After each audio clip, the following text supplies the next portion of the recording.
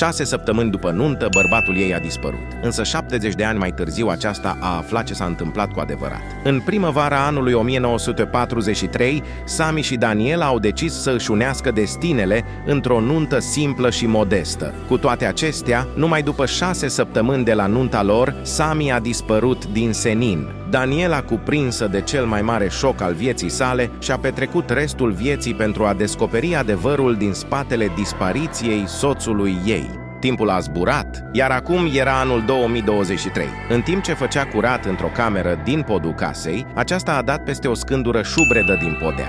Din curiozitate a ridicat-o și a descoperit un spațiu de depozitare, ascuns plin de lucrurile personale ale lui Sami, împreună cu un plic galben. Iar atunci când a citit conținutul scrisorii, Daniela a rămas înlemnită. În spatele dispariției soțului ei era un secret șocant. Abonează-te pentru partea 2.